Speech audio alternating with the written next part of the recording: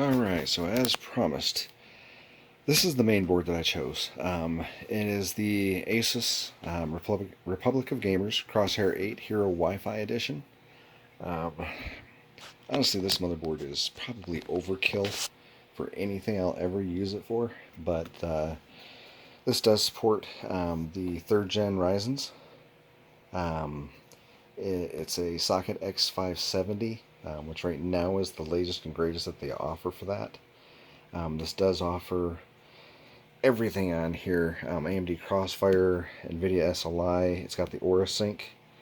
Game First, which is really cool. It prioritizes your packet information from your network connection to help support games to make them load faster. Helps reduce latency, which is kind of neat, but I've tried it. To me, it didn't really make much of a difference. This also does support Asus Node and, most importantly, PCI Express 4.0. Now, you saw me do that unboxing on this RTX 2080 here a minute ago.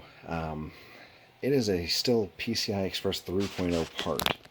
There aren't really any PCI Express 4.0 video cards yet that are released.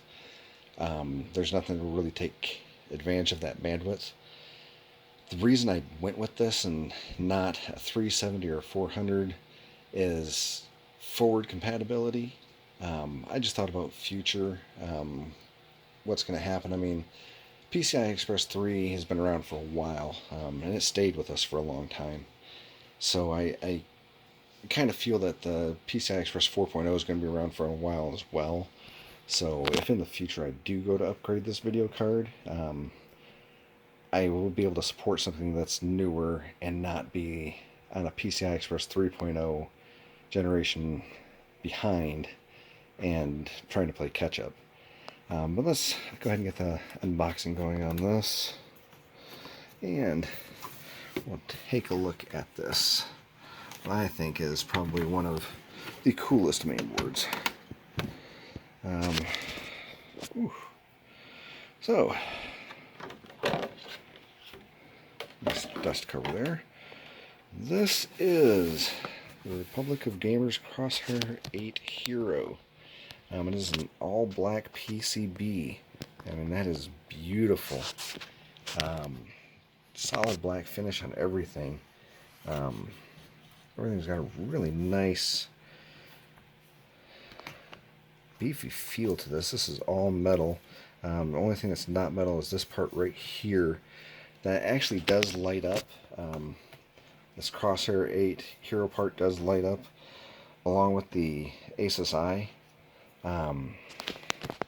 That all lights up, and it supports RGB on this board, so you can control your RGB fans, your RGB backlighting, RGB LED strips, whatever you might have going.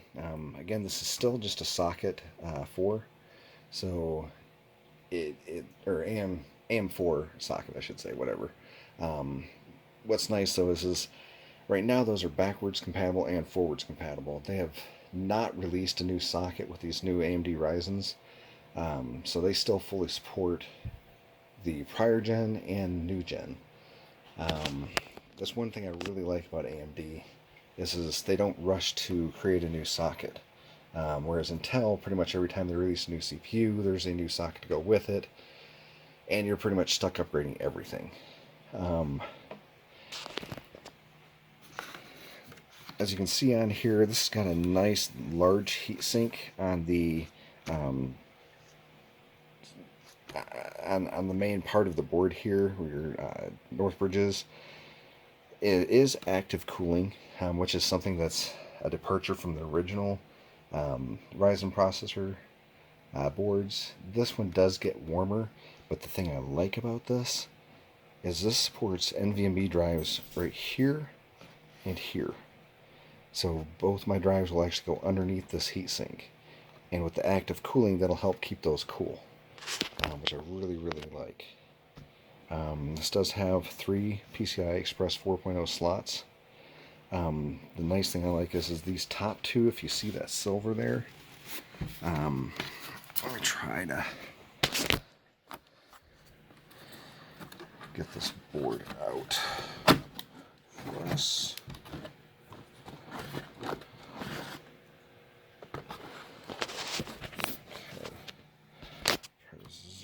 here a little. I don't know if you can see, yeah, right here. That's actually got metal reinforcements on both of these in case you want to run the heavier video cards, water-cooled cards, anything like that that are really heavy on that slot so they don't break. Does have the Supreme FX sound as well, so I mean the audio is really good on this board. It's got lots of cool features, lots. I mean, if you see 2, 3 fan headers there, fan header there, fan header there, fan header there, fan header there. I mean, fan header there. It's got fan header pins all over the place. So fan wise, you have tons of options. Now, some of these fan header pins are unique because they're actually set up for water cooling. This one up here, this is going to be your CPU optional and your regular CPU fan, and then an AIO pump. So that all-in-one cooler I have, the pump will actually connect to that and allow me to do a lot more when it comes to controlling that pump and monitoring the speeds of it. Make sure that it's not failing, which is really cool. This does have a LED readout up here, so if you have a post issue, it'll give you a code. A little easier to troubleshoot startup issues.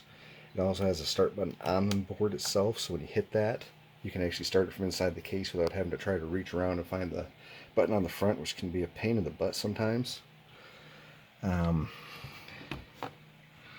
It does have a reset switch as well, so you can do your restarts really quickly.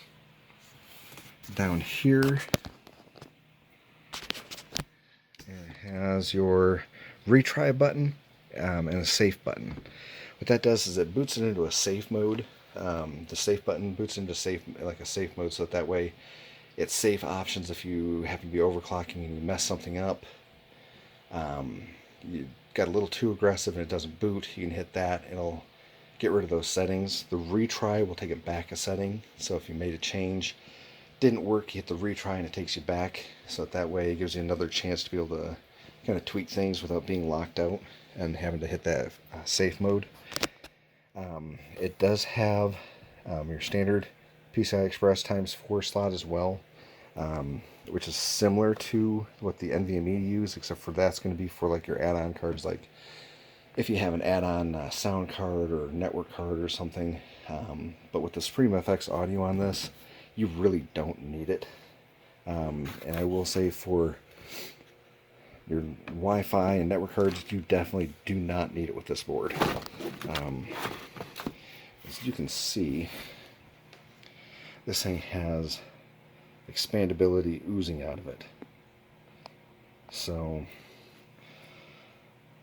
this has a BIOS back and a clear CMOS on the actual back of the board. So again, if you have overclocking issues, you can do it with BIOS rollback. I believe that's a BIOS rollback. It's either a BIOS rollback or that's going to be the BIOS flash. Some of these newer boards have a BIOS flash on them, so I could be wrong. But the clear CMOS, if you have an issue where, again, you know, you're completely locked out, none of the buttons on the board are working, it just will not boot, you can clear that CMOS, and it's the same thing as pulling the battery out and resetting all the settings back to factory defaults. So it gives you a chance to kind of have a do-over. Now this does have the new Wi-Fi 6, which is dual band. This is the newest standard. So I mean, this thing has speed out the wazoo on the Wi-Fi. It has 2 separate LAN connectors, a 2.5 gig and a standard Intel, but it's a low latency 1 gig. So I mean, it's got really fast LAN connectors. B-wise, this thing's got a ton of USB ports. It's got 4 of your USB 3.2 Gen 1. I had to get that right here because the USB consortium keeps messing up the USB protocols. Basically, it started out as a USB 3.0, which was the blue USB ports. And then they came out the USB 3.1 Gen 1, which is USB 3.0. They just renamed it. But they had Gen 1 and Gen 2, and now they're at 3.2 Gen 1 and Gen 2. So, I mean, it's still USB 3.0. It's just they call it 3.2 Gen 2 now for the red ones, and Gen 3.2 Gen 1 for the blue ports. But it's got 4 of the 3.2 Gen 1, 7 of the 3.2 Gen 2, and 1 USB Type-C, which is considered a USB 3.2 Gen 2. I mean, like I said, it's just got massive ports. You have your sound outputs there, along with your SPDIF. On the board, back over here, it actually has a header here for being able to hook up a front panel USB 3.2 Gen 2, as you can see there. Then it also has here a USB 3.2 Gen 1 header. So you can hook up a ton of USB ports on here. Then you've got some of your standard USB 3.0 slots as well. Actually, I think those are USB 2.0s. But I mean, you've got a ton of connectors on this thing. Just everything.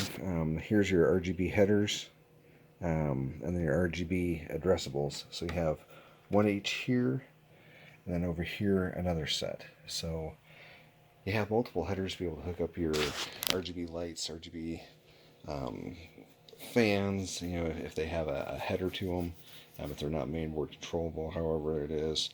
But I mean, this thing is just packed with everything you could pretty much need.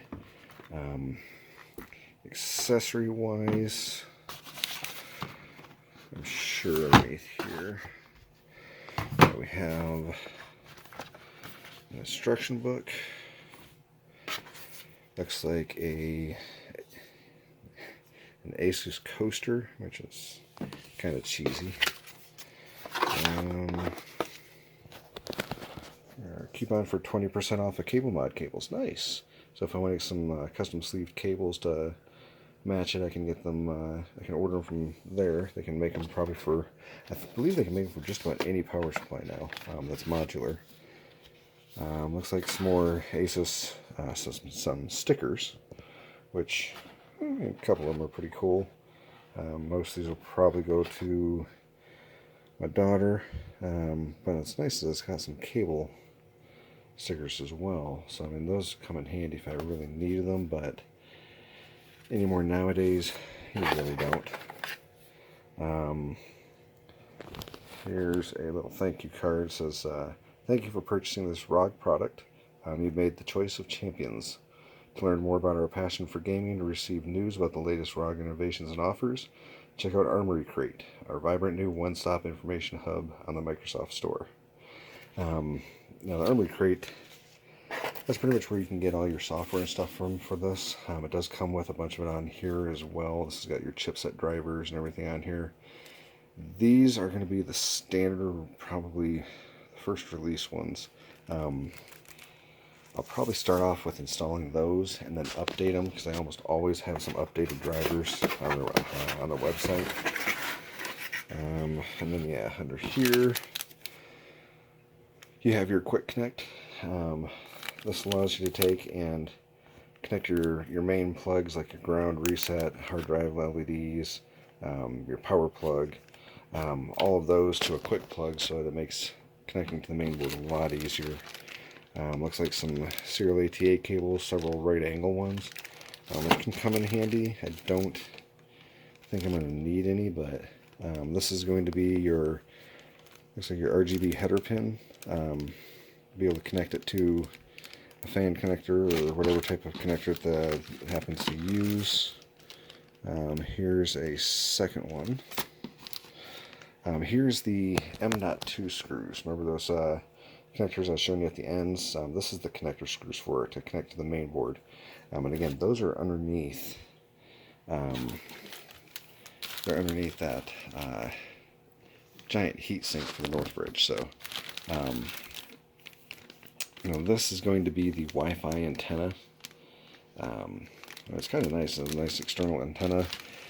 Looks like it's got about,